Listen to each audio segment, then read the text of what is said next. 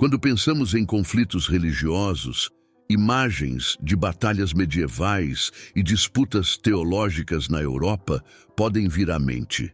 Mas, e se eu te dissesse que o Brasil, um país famoso por sua diversidade e sincretismo, também carrega em suas raízes uma história rica e complexa de tensões religiosas?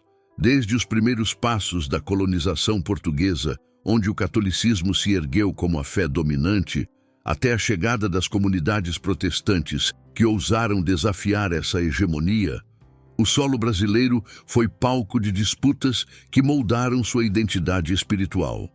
A rivalidade entre católicos e protestantes não se limitou apenas a divergências doutrinárias. Ela permeou a política, a cultura e o cotidiano de milhões de pessoas. E a pergunta que fica é: como esses conflitos se desenvolveram e impactaram a sociedade ao longo dos séculos? Prepare-se para uma jornada que vai desvendar as origens e as consequências dessas tensões. Desde as primeiras missas celebradas por Cabral até o surgimento do neopentecostalismo, que abalou ainda mais as estruturas religiosas no país. Vamos explorar as tramas de uma história que, embora muitas vezes ignorada, é fundamental para entender a relação entre fé e poder no Brasil. Quando Pedro Álvares Cabral ancorou suas naus nas costas do que hoje chamamos de Brasil, não trouxe apenas exploradores e a ambição de novas riquezas. Ele trouxe consigo o peso da cruz e o manto da Igreja Católica. A primeira missa, celebrada em solo brasileiro, foi um ato carregado de simbolismo, declarando que, além das terras, as almas dos nativos também passariam a ser território da coroa e da fé católica. Nesse momento, nasceu uma relação intrincada entre colonização e religião, onde o catolicismo não era apenas uma crença espiritual, mas uma ferramenta de poder e dominação cultural. Imagine o choque dos povos indígenas, com suas próprias espiritualidades e rituais, ao verem a cruz fincada como um marco imponente no horizonte. E por mais que essa cruz se erguesse com a promessa de redenção e salvação, havia um subtexto de imposição que não podia ser ignorado.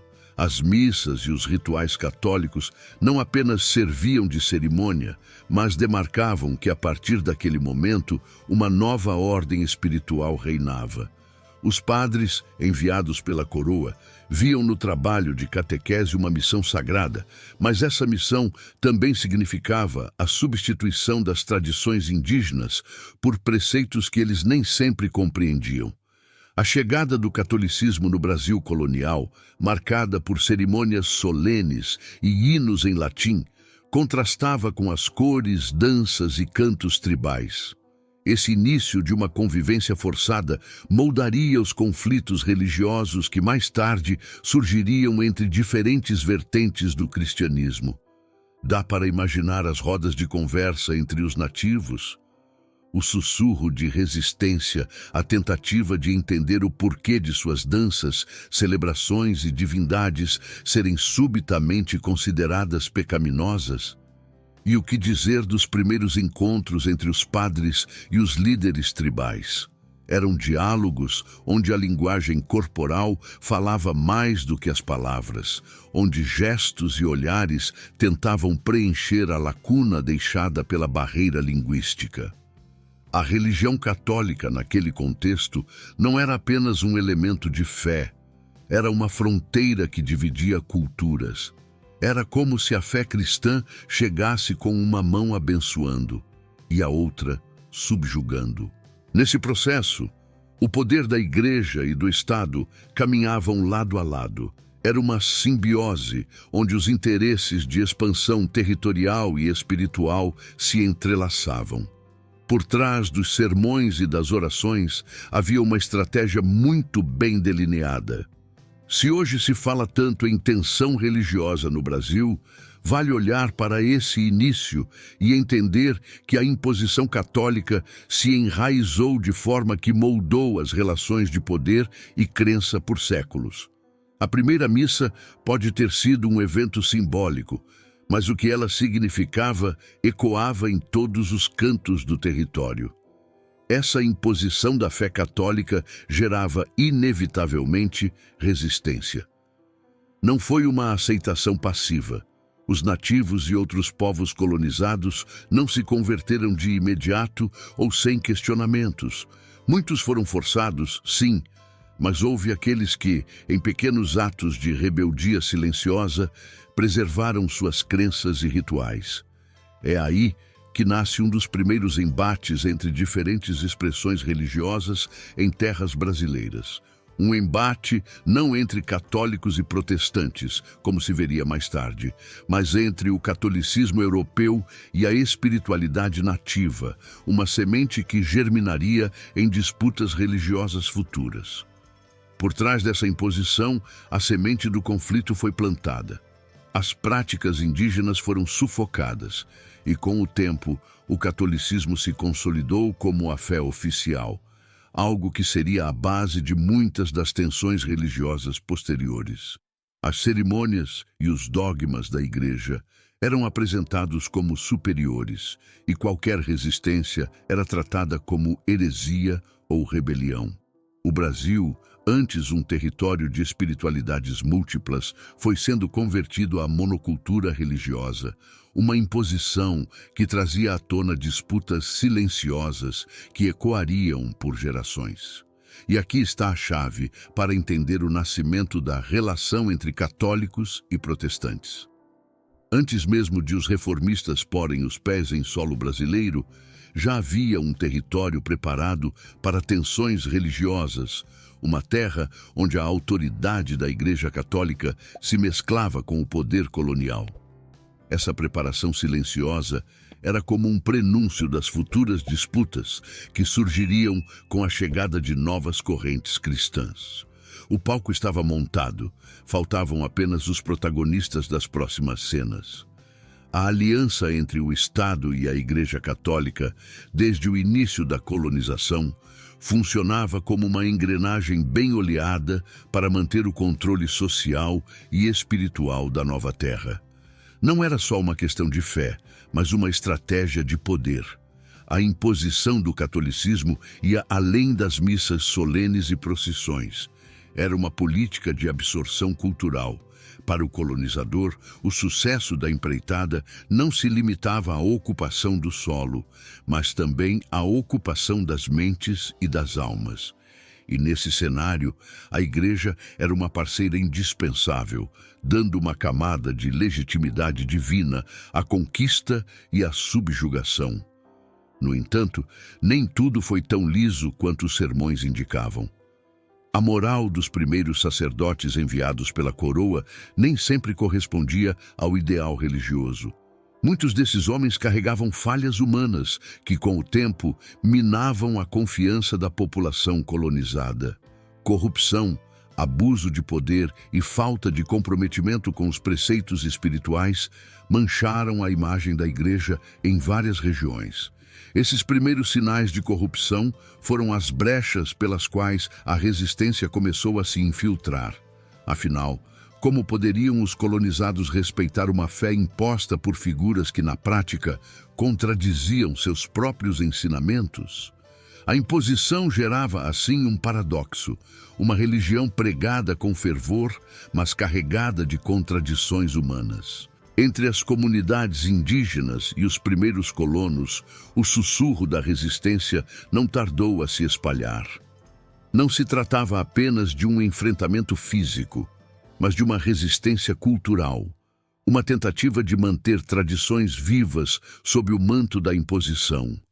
Cânticos nativos, símbolos de fé própria e cerimônias secretas eram formas de preservar a identidade diante de uma avalanche espiritual e política.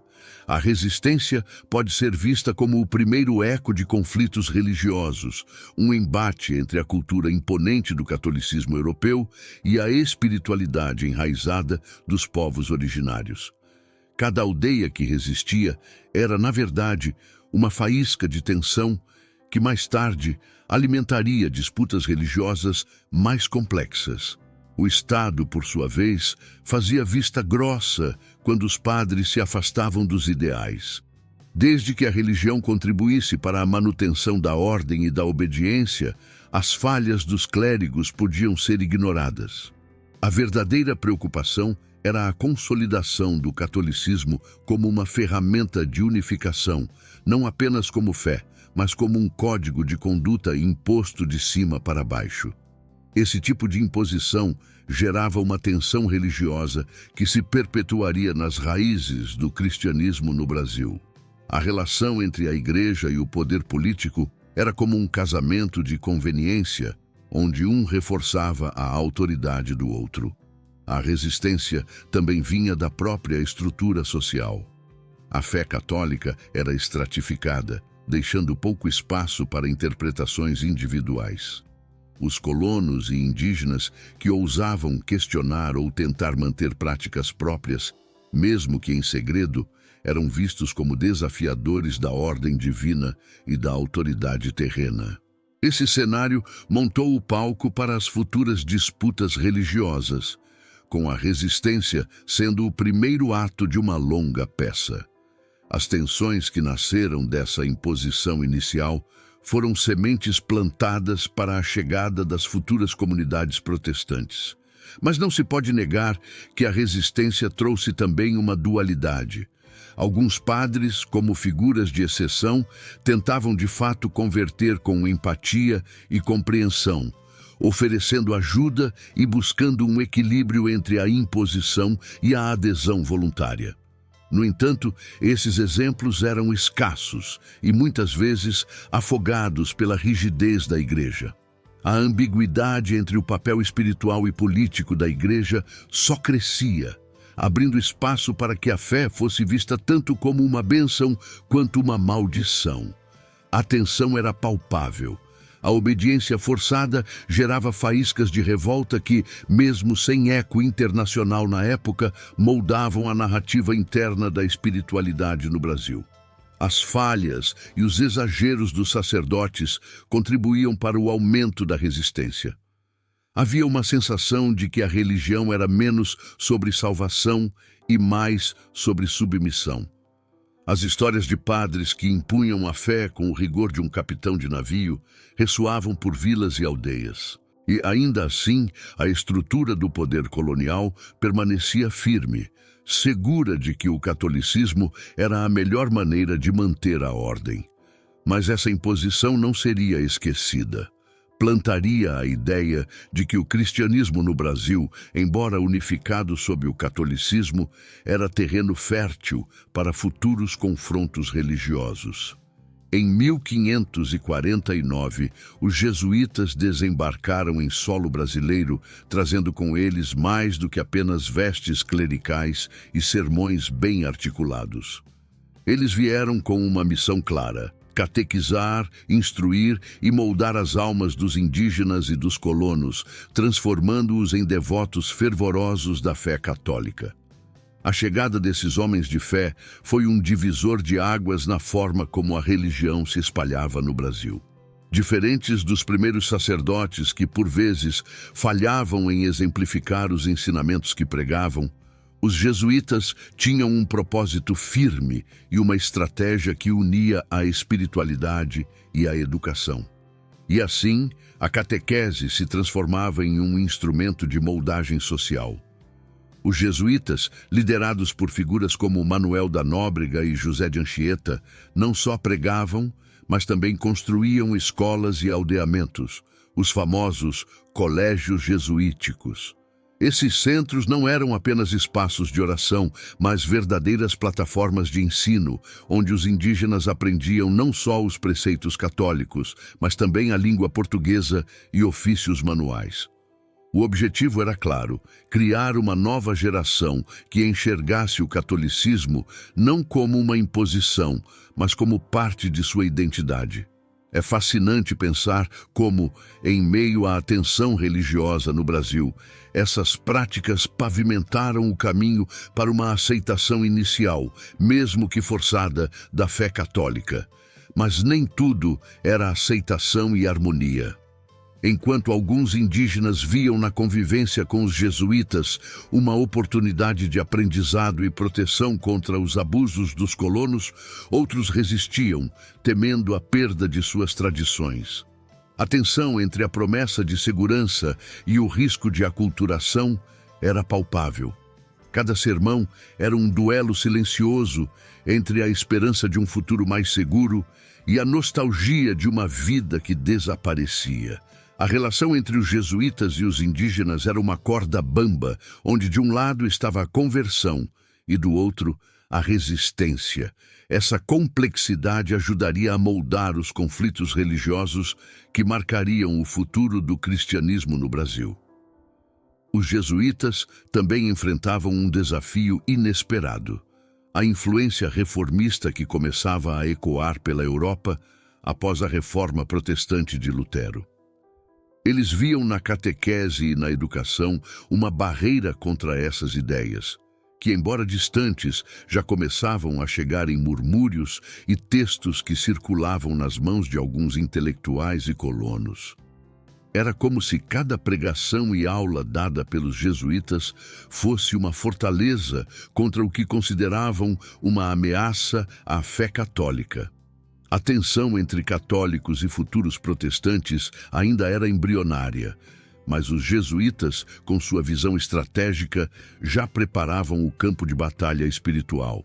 As práticas educacionais jesuíticas não passavam despercebidas pelos colonos e pelas autoridades. Enquanto muitos viam nos jesuítas uma força de moralização e controle, outros os consideravam uma ameaça à soberania dos interesses coloniais. A influência que os jesuítas exerciam sobre os indígenas e os recém-convertidos colonos criava uma tensão latente entre a igreja e o poder secular. Essa relação, com seus altos e baixos, lançava as bases para as futuras disputas entre catolicismo e outras correntes religiosas. Afinal, quem detinha o poder espiritual também tinha um pé na estrutura política da colônia. Essa dualidade gerou episódios curiosos e marcantes. As cartas de José de Anchieta, por exemplo, descrevem como os jesuítas conciliavam a rigidez da doutrina católica com adaptações que facilitavam a aceitação por parte dos nativos. Cantos e danças indígenas eram transformados em veículos de ensino religioso, uma estratégia que misturava a pedagogia e a catequese. Essas adaptações criaram uma ponte entre dois mundos que raramente se entendiam plenamente. E ainda assim, a sombra da imposição estava sempre presente, lembrando a todos que, por mais inovadora que fosse a abordagem, o fim último era a conversão.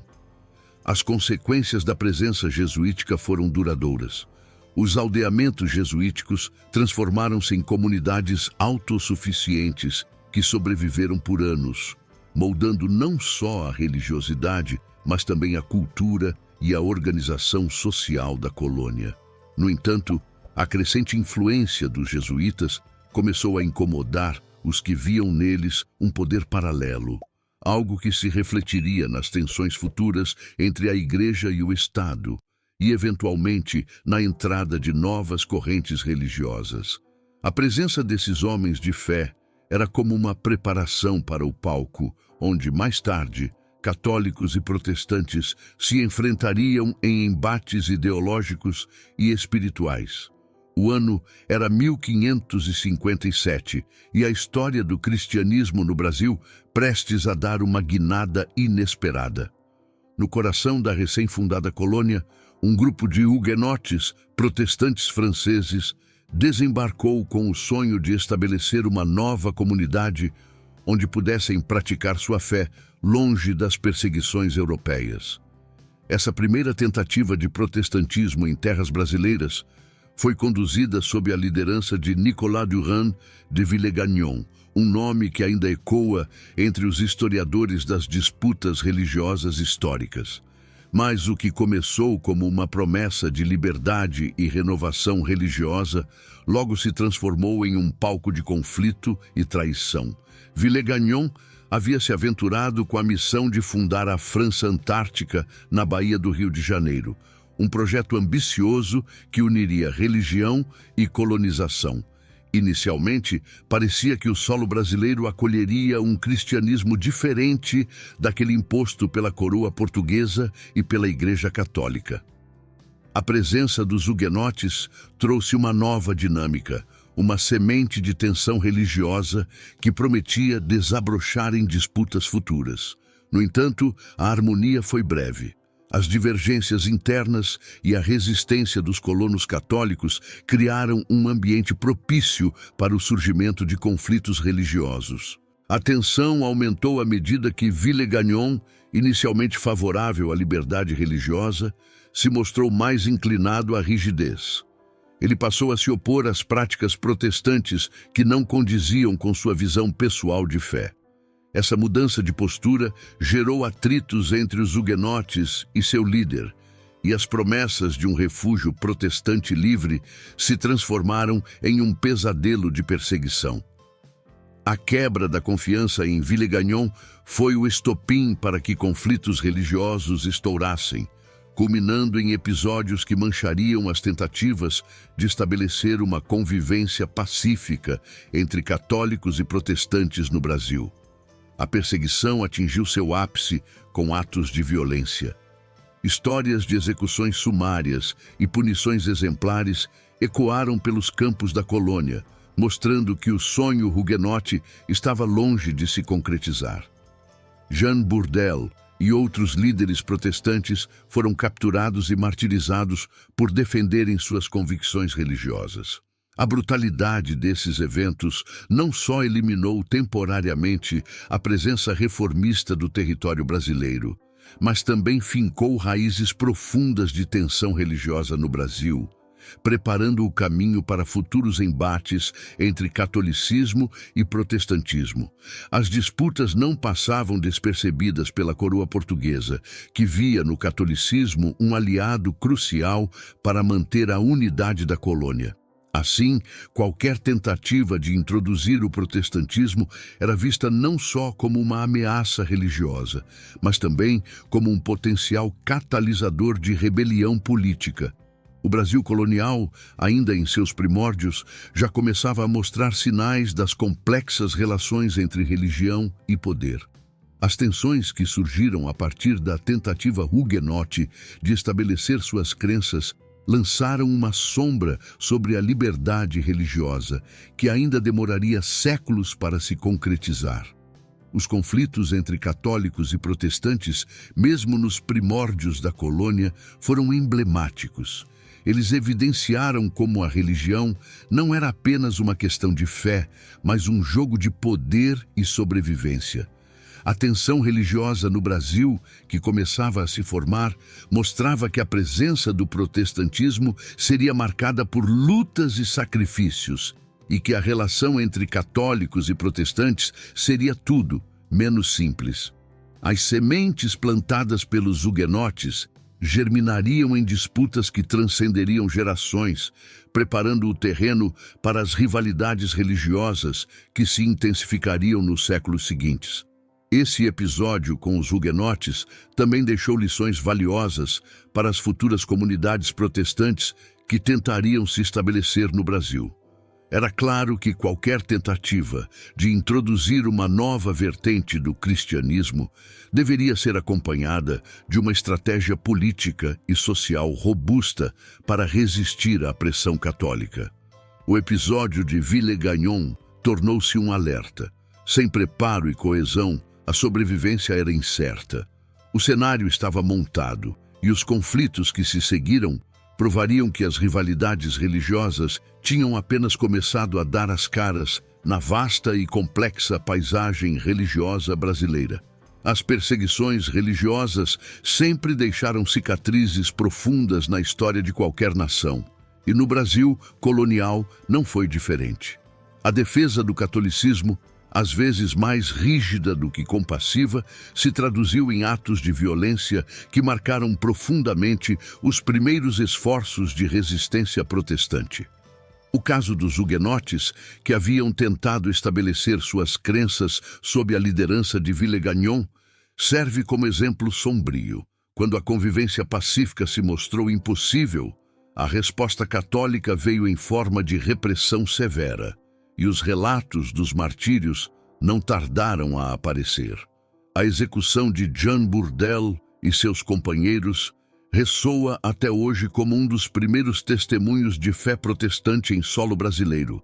Um lembrete de que a religião, naquele tempo, era sinônimo de risco e sacrifício. A violência, contudo, não era apenas física, ela era também simbólica e psicológica. Era comum que as execuções fossem públicas, uma espécie de teatro macabro que servia para espalhar o medo e reforçar a supremacia da fé católica. Esse tipo de punição era uma mensagem clara para qualquer um que ousasse questionar a autoridade da Igreja. As histórias de perseguições e martírios mostravam que o cristianismo no Brasil não seria um caminho de convivência fácil. O cenário religioso era um campo minado, onde a sobrevivência de uma crença alternativa dependia de coragem e resiliência quase sobre-humanas. Os primeiros protestantes entenderam isso da forma mais dura possível. E, para quem observa de fora, pode parecer fácil julgar aqueles que se renderam ou ocultaram suas crenças para preservar a própria vida. Mas o peso dessa decisão era imenso. Havia quem escolhesse enfrentar a espada em um gesto de fé que até hoje inspira cristãos ao redor do mundo. Jean Bourdelle, por exemplo, preferiu a morte a renegar suas convicções. O martírio, em muitos casos, não foi apenas uma forma de punição, mas uma ferramenta de resistência silenciosa.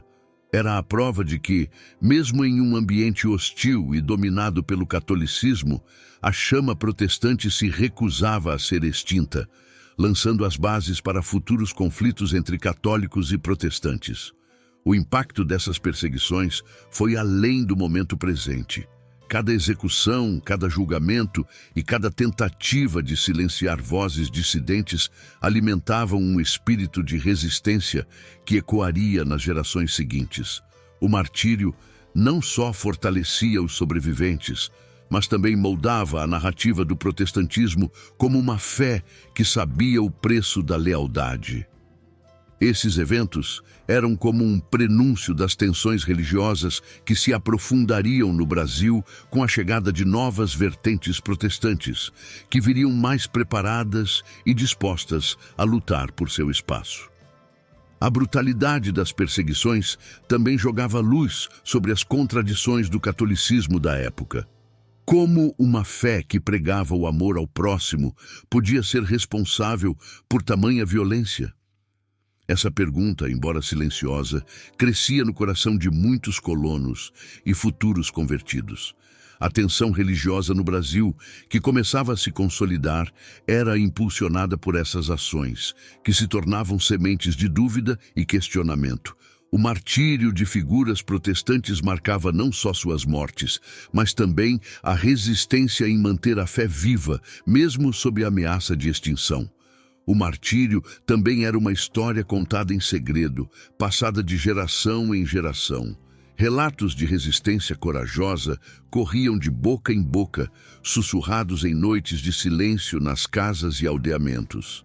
O nome de Jean Bourdelle e de outros mártires se tornava sinônimo de heroísmo, inspirando uma nova geração que, mesmo sob a sombra da repressão, começava a entender que a fé podia ser uma questão de vida ou morte. Essa narrativa de sacrifício solidificava as raízes do protestantismo como algo mais profundo do que simples crença. Era uma luta por sobrevivência e liberdade espiritual. Aos poucos, a história das perseguições se tornava um alicerce para a resistência futura. O sofrimento dos primeiros protestantes e seus mártires plantou a ideia de que o protestantismo não apenas sobreviveria, mas cresceria sob pressão. A cada geração que passava, as lembranças das perseguições ajudavam a manter viva a chama da fé e preparavam os futuros protestantes para os desafios que estavam por vir. A narrativa de uma fé resistente, moldada pelo sangue e pelo sacrifício, desenhava um panorama que só se tornaria mais complexo com o tempo. Em 1630, a chegada dos holandeses ao Nordeste brasileiro trouxe um novo capítulo para a história de conflitos religiosos no país. Diferente dos portugueses, os holandeses tinham uma abordagem mais aberta em relação à diversidade religiosa. Sob a liderança de Maurício de Nassau, o Brasil viu um breve florescimento da liberdade religiosa em meio ao contexto colonial. Os holandeses, reformados pela fé calvinista, não apenas toleravam outras crenças, mas incentivavam uma coexistência que desafiava a hegemonia católica. A tensão religiosa no Brasil se reconfigurava e a região nordestina se tornava palco de um experimento raro e efêmero de convivência interreligiosa. As missões reformadas estabeleceram igrejas e escolas que logo rivalizavam com as estruturas católicas já enraizadas. Nassau incentivava a construção de templos e a livre expressão da fé protestante, atraindo colonos e convertidos que viam nisso uma oportunidade de escapar da rígida tutela da Igreja Católica. Essa intervenção gerou não apenas a criação de comunidades protestantes, mas também um desafio direto à autoridade espiritual e política dos jesuítas e do clero católico. Pela primeira vez, o catolicismo enfrentava uma ameaça real e institucional dentro de suas próprias fronteiras coloniais. O impacto dessa liberdade religiosa foi profundo e transformador. Pequenas comunidades se formaram em torno das igrejas reformadas e debates fervorosos surgiram entre os moradores, muitos deles curiosos sobre essa nova interpretação do cristianismo. A tensão entre catolicismo e protestantismo crescia, não apenas como um conflito de ideias, mas como um embate pelo domínio das mentes e corações dos colonos. A presença holandesa trouxe à tona questões que haviam sido sufocadas pelo monopólio católico. Era possível coexistir com outras vertentes do cristianismo? Essa era a pergunta que pairava no ar, alimentando as disputas religiosas históricas que começavam a tomar forma. Porém, a resistência católica não se rendeu facilmente. Padres e jesuítas mobilizaram esforços para conter a influência dos holandeses e de suas missões protestantes. Sermões inflamados, alianças políticas e até mesmo atos de sabotagem surgiram como respostas à ocupação. O conflito entre essas duas forças religiosas não era apenas espiritual. Era uma luta pela identidade cultural e pelo controle político da região. A relação entre católicos e protestantes tornava-se mais complexa, marcada tanto por momentos de coexistência quanto por disputas que deixavam claro que a hegemonia católica estava sendo desafiada como nunca antes. A derrota dos holandeses em 1654 marcou o fim desse período de liberdade religiosa. Com a retomada portuguesa, a Igreja Católica recuperou sua posição dominante e muitas das estruturas e comunidades protestantes foram desmanteladas. O legado da intervenção holandesa, no entanto, não desapareceu com a partida de Nassau. Ela deixou uma semente plantada, uma lembrança de que era possível ter diferentes expressões de fé coexistindo no mesmo território. Esse capítulo na história do cristianismo no Brasil revelou que o desejo por liberdade religiosa já pulsava em algumas camadas da população, mesmo que abafado pela força católica. O retorno ao controle católico foi acompanhado por uma repressão mais rígida. As comunidades que haviam experimentado a liberdade religiosa sob os holandeses agora se viam obrigadas a retornar à prática católica sob pena de excomunhão ou punição. As histórias de protestantes que fugiram ou se esconderam para continuar suas práticas em segredo mostram como as disputas religiosas históricas moldaram as relações de poder e fé no Brasil. A memória dos tempos de Nassau tornava-se quase mítica, um ideal de liberdade que muitos só voltariam a experimentar séculos depois. A intervenção holandesa, com seus altos e baixos, deixou um legado ambivalente. Por um lado, mostrou que a hegemonia católica podia ser desafiada. Por outro, provou que essa liberdade era frágil e passageira. Os ecos dessa experiência ressoaram nas gerações seguintes, plantando a ideia de que o protestantismo e outras formas de cristianismo poderiam um dia encontrar seu espaço no Brasil sem serem reprimidas. Era como se o período sob Nassau tivesse aberto uma janela de possibilidades que, embora fechada após 1654, jamais seria esquecida. Com o passar dos séculos, a paisagem religiosa do Brasil começou a mudar lentamente. O Tratado de 1810, assinado entre Portugal e a Inglaterra, foi um marco inicial que pavimentou o caminho para a liberdade religiosa.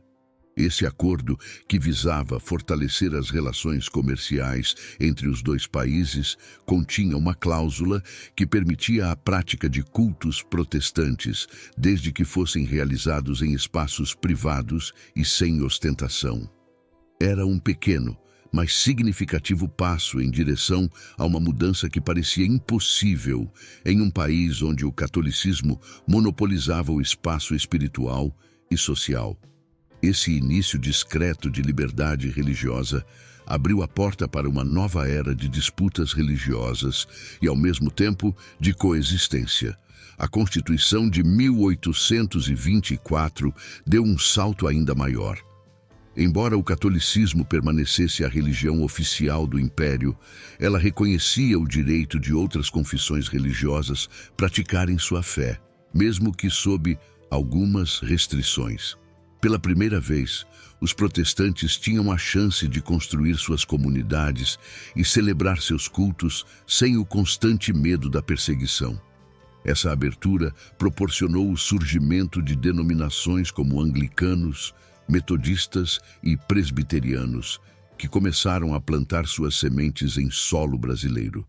As tensões religiosas ainda existiam, mas uma nova fase de interação entre católicos e protestantes começava a se desenhar, com desafios e oportunidades de ambas as partes. Esse período inicial de liberdade foi repleto de desafios.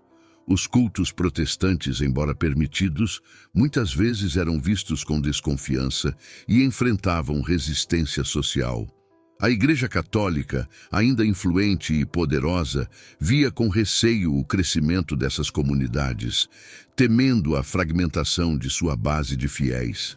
Mesmo assim, as primeiras congregações protestantes encontraram maneiras de se estabelecer e crescer, aproveitando a brecha deixada pela nova legislação. Para muitos brasileiros, a exposição a outras vertentes do cristianismo trouxe questionamentos e curiosidade, provocando um sutil movimento de abertura que influenciaria gerações futuras. Foi nesse contexto que figuras como o reverendo Ashbel Green Simonton fizeram história. Em 1859, ele fundou a primeira igreja presbiteriana do Brasil, plantando a bandeira protestante de forma mais sólida no país. Simonton e outros missionários eram movidos por um propósito quase visionário, acreditando que podiam trazer uma nova perspectiva de fé e prática religiosa para os brasileiros. Esses missionários enfrentaram muitos obstáculos, desde a barreira linguística até a resistência de uma sociedade moldada pelo catolicismo. No entanto, a dedicação deles deixou um legado que ecoaria nos anos seguintes, preparando o terreno para a expansão das igrejas históricas e, mais tarde, do pentecostalismo. Com o tempo, o ambiente religioso do Brasil começou a se diversificar. As comunidades protestantes, antes tímidas e muitas vezes escondidas, começaram a ganhar confiança e visibilidade. Igrejas começaram a ser construídas em várias regiões do país, e o protestantismo passou a ser parte do tecido social brasileiro. A tensão entre católicos e protestantes, embora ainda presente, começava a assumir novas formas. Em vez de perseguições violentas, surgiam debates acalorados e disputas teológicas que moldavam a relação entre essas duas correntes do cristianismo. A história do protestantismo no Brasil deixava de ser apenas sobre martírio e resistência, e passava a incluir a construção de um espaço de coexistência, mesmo que turbulento. Os protestantes também trouxeram consigo um forte senso de educação e trabalho social, algo que se refletia na criação de escolas e hospitais. Esse movimento educativo contribuiu para a imagem mais positiva das comunidades protestantes, que passaram a ser vistas não apenas como um desafio à fé católica, mas como um grupo que trazia benefícios para a sociedade. Essa mudança ajudou a aliviar um pouco da tensão religiosa e abriu um caminho para o diálogo, ainda que limitado. As sementes plantadas por Simonton e outros missionários começaram a germinar, fortalecendo as raízes do protestantismo em um solo que por muito tempo fora exclusivamente católico. O início da liberdade religiosa, portanto, foi mais do que uma simples concessão política. Foi um marco que redefiniu as bases do cristianismo no Brasil. Era um ponto de virada onde a coexistência se tornava uma possibilidade real, apesar dos desafios. As disputas religiosas históricas continuavam a existir, mas uma nova era de diálogo e construção de identidade começava a se desenhar, marcando o início de uma nova etapa na relação entre católicos e protestantes. E com o tempo, essa liberdade inicial prepararia o cenário para movimentos que iriam transformar ainda mais a dinâmica religiosa do país. O final do século XIX e o início do século XX foram marcados por um movimento de expansão significativa das chamadas igrejas históricas protestantes no Brasil. Denominações como os presbiterianos, metodistas e batistas começaram a se estabelecer com mais firmeza, criando comunidades que, aos poucos, desafiaram a hegemonia católica. A ascensão dessas igrejas, muitas vezes referidas como lojas protestantes em algumas fontes históricas, trouxe um novo capítulo para a tensão religiosa no Brasil. Com líderes carismáticos e estratégias bem definidas, essas denominações conquistaram espaço e se tornaram parte importante do cenário religioso do país. Nomes como o reverendo Ashbel Green Simonton foram pioneiros, plantando as sementes que germinariam em igrejas fortes e atuantes. A chegada de missionários vindos dos Estados Unidos e da Europa foi um dos principais fatores que impulsionaram esse crescimento. Eles trouxeram consigo não apenas a mensagem do Evangelho, mas também uma estrutura organizacional e uma visão de longo prazo para o crescimento de suas congregações. Esses missionários atuavam como mentores espirituais e sociais, instruindo comunidades inteiras na prática da fé protestante e na importância da educação. Escolas e instituições de ensino foram fundadas por essas igrejas, criando uma base sólida de fiéis que valorizavam tanto o conhecimento acadêmico quanto o espiritual. Essa combinação era uma estratégia eficaz para ganhar respeito e credibilidade em uma sociedade ainda fortemente católica. O avanço das igrejas históricas não foi apenas espiritual. Ele também teve implicações sociais e políticas. As novas comunidades protestantes contribuíram para a diversificação do pensamento religioso e trouxeram questionamentos à tradicional relação entre igreja e Estado, que por séculos beneficiara a Igreja Católica. A tensão entre católicos e protestantes, que até então se manifestava de forma mais discreta, passou a ganhar contornos mais visíveis à medida que essas igrejas cresceram e se espalharam pelo país. Conflitos e debates fervorosos sobre doutrina e práticas religiosas se tornaram comuns, e a disputa pelo espaço de influência mostrava que o Brasil estava longe de ser um campo homogêneo de fé. Essa ascensão também pavimentou o caminho para o movimento pentecostal, que viria a explodir em popularidade no início do século XX. Liderado por figuras como Gunnar Wingren e Daniel Berg, o pentecostalismo trouxe um novo fôlego ao protestantismo no Brasil. Diferente das igrejas históricas, o pentecostalismo enfatizava experiências espirituais mais diretas, como curas e manifestações do Espírito Santo, algo que atraía multidões de fiéis em busca de uma conexão mais pessoal e intensa com a fé. Esse movimento rapidamente se espalhou por diversas camadas da sociedade, impactando tanto a elite quanto as classes populares e mostrando que o protestantismo no Brasil tinha múltiplas faces. As igrejas históricas, por sua vez, não ficaram paradas diante da ascensão do pentecostalismo.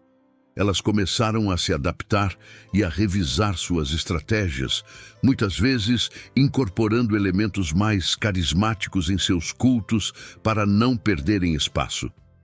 Isso criou uma dinâmica interessante entre as diferentes vertentes do protestantismo, onde a competição era tanto um desafio quanto uma força propulsora para o crescimento. A relação entre católicos e protestantes se tornava ainda mais complexa com a chegada do pentecostalismo, adicionando uma nova camada de disputa ao já multifacetado cenário religioso brasileiro. Com o tempo, as lojas protestantes, termo que muitas vezes simboliza a estrutura organizada e o caráter comunitário das igrejas históricas, se consolidaram como pilares de resistência e inovação dentro do protestantismo.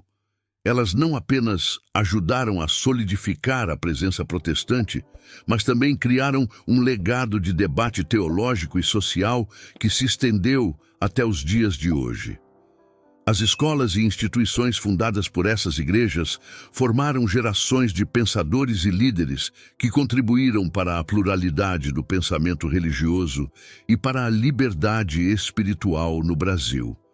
A ascensão dessas igrejas marcou o início de uma nova fase na história das disputas religiosas, onde católicos e protestantes passaram a interagir de maneira mais complexa e às vezes até colaborativa. Essa fase de ascensão foi crucial para preparar o terreno para o surgimento das correntes neopentecostais que surgiriam nas décadas seguintes. Com suas visões e práticas diferenciadas, essas novas igrejas trariam debates e controvérsias que continuariam a moldar a relação entre catolicismo e protestantismo. O crescimento das igrejas históricas foi, assim, um prenúncio de que a paisagem religiosa no Brasil estava em constante mudança e que novas disputas e alianças surgiriam no horizonte, desafiando as fronteiras entre tradição e inovação. Na década de 1970, um novo movimento começou a ganhar força no Brasil, mudando de forma drástica a dinâmica religiosa do país: o neopentecostalismo. Essa corrente, representada por igrejas como a Igreja Universal do Reino de Deus, trouxe uma abordagem completamente diferente das vertentes protestantes históricas e do catolicismo. Com um foco intenso na teologia da prosperidade, os neopentecostais pregavam que a fé poderia não só trazer bênçãos espirituais, mas também materiais. Essa visão gerou controvérsias imediatas e profundas, alimentando debates sobre a mercantilização da fé e seu impacto na espiritualidade. O Brasil, que já vivia uma tensão religiosa com a coexistência de católicos e protestantes, agora se via diante de uma nova e desafiadora fase. As práticas neopentecostais, marcadas por cultos vibrantes e promessas de milagres e curas instantâneas, atraíram milhões de brasileiros. Para muitos, essa nova forma de viver a fé era um alívio, uma alternativa para a espiritualidade mais formal e estruturada das igrejas históricas e da Igreja Católica. No entanto, a ênfase na doação financeira e a ligação entre contribuição e bênçãos causaram um desconforto palpável. A relação entre católicos e protestantes já era complexa, mas a chegada do neopentecostalismo adicionou uma nova camada de tensão. O impacto desse movimento foi sentido em todas as esferas da sociedade, desde o campo religioso até o político. O crescimento exponencial das igrejas neopentecostais foi impulsionado por uma comunicação eficaz e estratégias de marketing inovadoras. Pastores carismáticos como Edir Macedo se tornaram figuras públicas influentes, criando impérios religiosos com alcance midiático impressionante. A compra de emissoras de televisão e a criação de redes de comunicação ajudaram a difundir a mensagem neopentecostal de forma massiva. Essa ascensão trouxe consigo acusações de manipulação e exploração financeira, principalmente por parte de críticos que viam na teologia da prosperidade uma deturpação do cristianismo. A tensão religiosa no Brasil foi acentuada, com debates acalorados sobre o verdadeiro significado da fé e do papel da religião na vida das pessoas. Mas as controvérsias não paravam por aí. A atuação política das igrejas neopentecostais também gerou debates intensos sobre a separação entre religião e Estado. Figuras religiosas passaram a ocupar cargos políticos e partidos ligados a esses movimentos começaram a influenciar decisões legislativas. Essa fusão entre religião e política trouxe um novo nível de disputa entre católicos e protestantes, e até mesmo entre os próprios protestantes de diferentes vertentes. A presença crescente de líderes religiosos no cenário político dividia opiniões. Alguns viam isso como uma forma de defender os valores cristãos, enquanto outros temiam a instrumentalização da fé para fins de poder. Para os católicos, o neopentecostalismo representava um desafio significativo. A Igreja Católica, que já enfrentava uma perda gradual de fiéis para as igrejas históricas e pentecostais, agora tinha que lidar com um movimento que crescia em ritmo acelerado e muitas vezes utilizava uma linguagem agressiva contra tradições católicas. Isso intensificou a disputa pelo espaço religioso e gerou uma série de confrontos, tanto em debates públicos quanto em ações práticas. O neopentecostalismo, com sua abordagem direta e sem medo de críticas, mexia nas estruturas mais profundas do cristianismo no Brasil, questionando não só as doutrinas, mas também o papel social das igrejas. Outro ponto de controvérsia era a abordagem neopentecostal em relação a outras religiões. Em muitos casos, líderes neopentecostais promoveram campanhas agressivas contra práticas religiosas afro-brasileiras, alimentando um clima de intolerância religiosa. Isso criou uma tensão que ia além da rivalidade entre católicos e protestantes, estendendo-se a um embate entre o neopentecostalismo e outras tradições espirituais. As disputas religiosas no Brasil, que antes se limitavam principalmente às diferenças dentro do cristianismo, passaram a incluir conflitos mais amplos, tocando na pluralidade religiosa do país e nas questões de liberdade e respeito mútuo. A teologia da prosperidade e o estilo neopentecostal de conduzir a fé foram e ainda são temas de debates profundos. As críticas mais comuns apontam para a superficialidade das promessas e a centralidade do dinheiro como elemento de fé.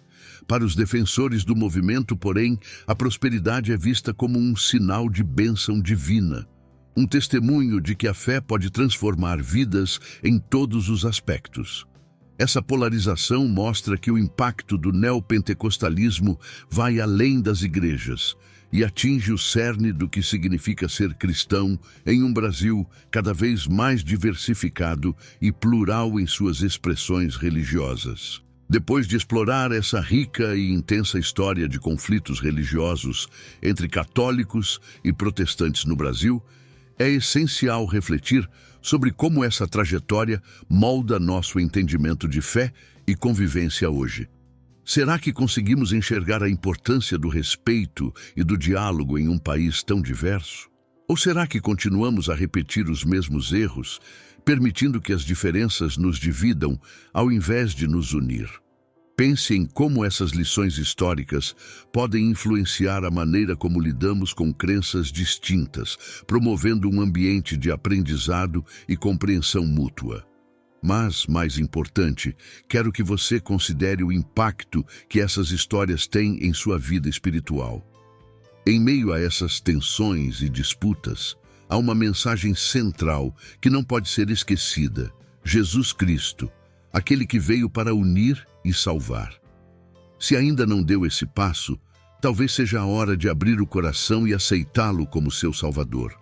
Afinal, é na simplicidade da fé em Cristo que encontramos o verdadeiro propósito e a paz que transcendem qualquer diferença religiosa. E então, como você pode aplicar esse conhecimento no seu dia a dia? Que passos você pode tomar para trazer mais amor, compreensão e a mensagem de Cristo para aqueles ao seu redor? Deixe seu comentário abaixo, compartilhe suas reflexões e experiências sobre como a fé e a história das religiões têm impactado sua vida. Se você achou este conteúdo valioso e deseja continuar aprendendo e refletindo sobre temas relevantes, inscreva-se no canal e ative as notificações. Assim, você não perderá nenhum vídeo que possa tocar o seu coração e fortalecer sua caminhada espiritual. Vamos juntos aprofundar nosso entendimento e aprender com o passado para construir um futuro de paz e união, com Jesus como guia.